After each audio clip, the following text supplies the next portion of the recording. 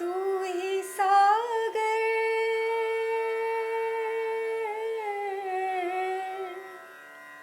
तू ही सागर है तू ही किनारा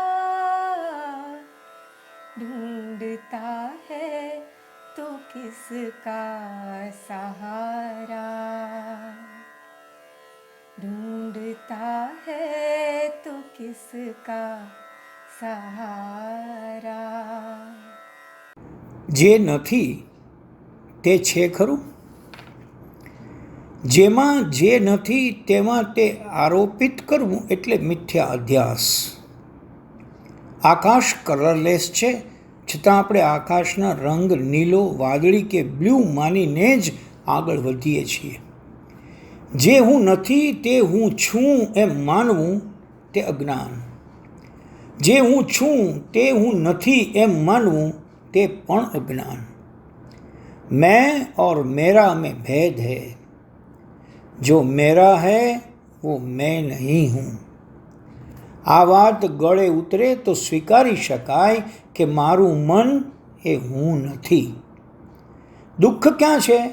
દુઃખ તો મનમાં છે અને હું તો આનંદ સ્વરૂપ છું. તો પછી મારું મન મને દુઃખી કેમ કરી શકે? હા, હું જ મિથ્યા આરોપણમાં રાચું છું તો પછી બાજી હાથમાંથી સરખી પડે એ નક્કી. મિથ્યા અધ્યાસ આપણા જીવનમાં 4 માર્ગે વારંવાર દખલ કર્યા કરે છે. એની વિગતે વાત કરીએ. પહેલું, સત્તા અધ્યાસ. આ મારી સત્તા છે, હું સત્તાધીશ છું, હું છું તો આ વસ્તુ છે, આ સફળતા છે, આ વિકાસ છે. સત્તા માટે અને સત્તાની અભાનતાના કારણે થયેલું આ આરોપણ છે. સાચું તો એ છે કે હું અને વસ્તુની સત્તા અલગ છે. બીજું, સત્ય અધ્યાસ. હું, મારું, મારી બાબતો જ સત્ય છે તેવું આરોપણ સાચું નથી.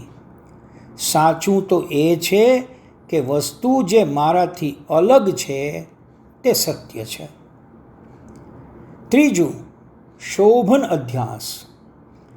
વસ્તુમાં વસ્તુનું મૂલ્ય, વસ્તુનું સૌંદર્ય, વસ્તુની કિંમત કે વસ્તુનું સારા નરસાપણું હું આરોપિત કરું તો તે શોભન અધ્યાસ થયો.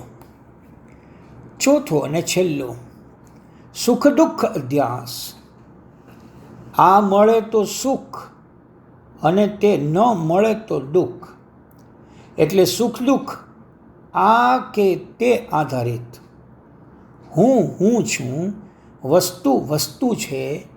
હું વસ્તુમાં સત્તા વત્તા સત્ય વત્તા શોભન વત્તા સુખ દુઃખ શોધવા મથ્યા કરું તો મન શાંતિ ક્યાંથી જન્મે? હતાશા, નિરાશા, દુઃખ, ગ્લાનિનો જન્મ મિથ્યા અધ્યાસમાંથી જ થાય છે. રમેશ અને મહેશ રસ્તામાં ઝડપભેર સ્કૂટર સવાર કરતાં સહેજ અથડાય છે. બંને વચ્ચે જરા ચકમક ઝરે છે. પછી બંને એકબીજાને જતા કરે છે અને કારણ, આ બંને આજે ખુશ છે, આનંદિત છે. રમેશના આજે છૂટાછેડા થઈ ગયા છે તેનો તેને આનંદ છે, તો મહેશના આજે લગ્ન થઈ રહ્યા છે તેથી ખુશ છે. નસીબની બલિહારી એ છે કે જે હેમા સાથે રમેશ છૂટાછેડા લઈ આજે ખુશ છે તે જ હેમા સાથે આજે પોતે જોડાઈ રહ્યો છે. એ વાતથી મહેશ રાજી છે. સુખ કે દુઃખ હેમામાં નથી હો, રમેશ અને મહેશના મન દ્વારા થયેલા આરોપણમાં છે. મને તે સાપ દેખાય છે જે ખરેખર દોરડું છે. દોષ કોનો? દોરડાનો કે મારો?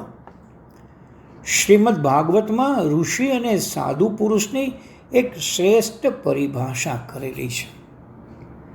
પોતાના સ્વયંના દુઃખ પ્રત્યે પૂર્ણ તિતિક્ષા, સહનશીલતા, પરંતુ અન્યોના દુઃખ પ્રત્યે વિશેષતમ કરુણા ભાવ ધરાવે તે ઋષિ.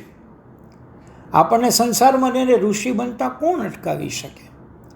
ઉપાયસ્તુ પુરા પ્રોક્ત નારદેન યુધિષ્ઠિરમ ચિત્તદોષ નિવૃત્તિ અર્થમ શ્રેયસે ચ સ્મરામિતમ.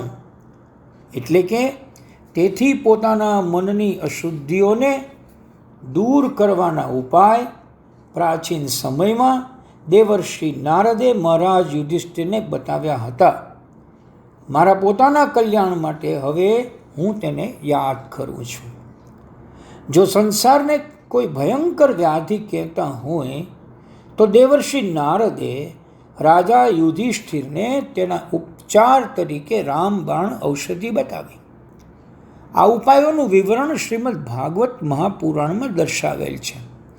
આ રામબાણ ઔષધિનું શિક્ષણ એટલે કે અધ્યયન કરવાની ટેવવાળા મનુષ્ય માટે અતિ આવશ્યક છે. મહારાષ્ટ્રના પંઢરપુરમાં વિઠ્ઠલા પાંડુરંગાનું એવું સ્વરૂપ છે કે માનો ભગવાન ભક્તોને બોલાવી રહ્યા છે.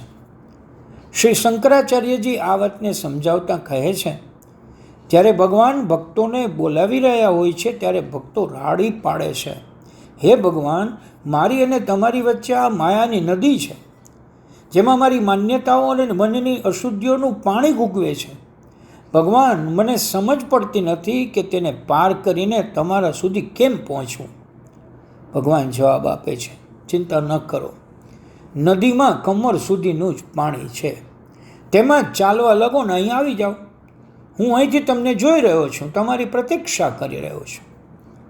માણસ જેટલો બહાર છે એથી અધિક પોતાની ભીતર જીવે છે. માનવ જીવન અને મનમાં લગાવેલી પ્રત્યેક ડૂબકી અમૂલ્ય રત્નની શોધ બની જાય છે. આવું કટાર લેખક વિનેશ અંતાણી કહે છે. तू ही सागर